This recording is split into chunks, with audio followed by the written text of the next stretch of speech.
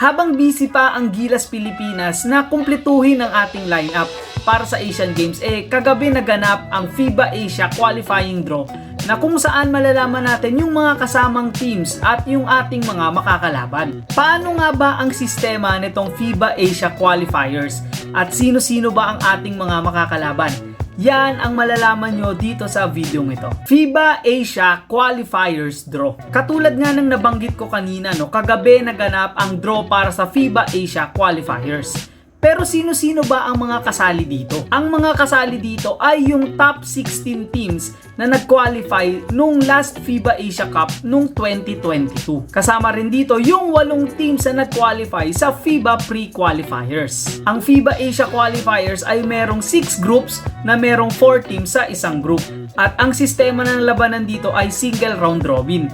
Meaning, isang beses lang natin makakalaban ang bawat member sa ating group. At ang top 2 teams per group ay magka-qualify automatically sa FIBA Asia Championship na magaganap sa 2025. Ang 6 naman na matitira na third place team magkakaroon ng separate tournament at ang top 4 dun sa bracket nila ang magka-qualify para sa FIBA Asia Championship.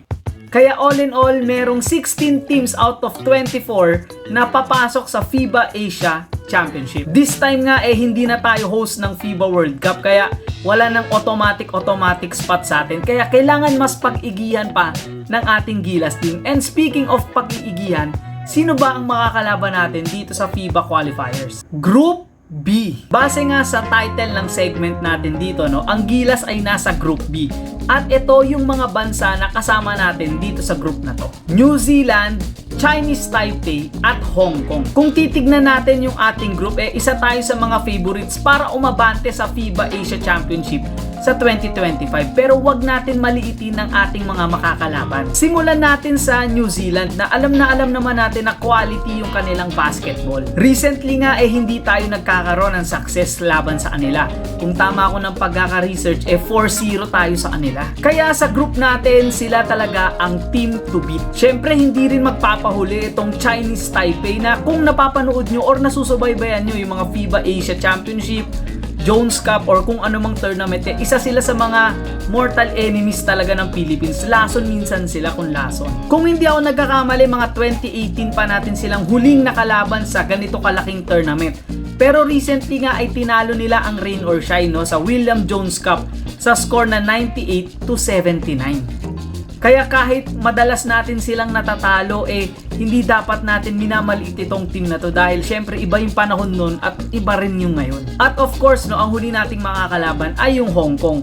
On paper, kayang-kaya talaga nating talunin tong Hong Kong. Pero katulad nga ng lagi kong sinasabi dito sa channel ko, bilog ang bola. Final thoughts. Kaya kung ako yung tatanungin nyo, expectation ko dapat mag-qualify tayo, at least top 2 tayo dito sa group natin. Kasi I think meron tayong enough talent dyan. Pero kahit hindi ko pa nakikita kung sino yung players, naniniwala ko na kaya natin naman mag top 2 dito sa group natin. Sana mas pag-igihan pa ng ating Gilas management na paghandaan yung mga ganitong klaseng tournament. Kahit sabihin natin na 2025 pa to, dapat mas preparado tayo kaysa dun sa previous management. Dahil alam naman natin yung nangyari kapag hindi tayo naghahanda. Tsaka 'di ba? Kailangan natin maghanda para hindi na tayo mapahiya ulit. Nakakahiya na yung nangyari sa atin itong FIBA World Cup Kaya abangan na lang natin ang mga developments dito sa ating basketball team na magko-compete sa FIBA Asia Qualifiers. And of course, kapag merong update,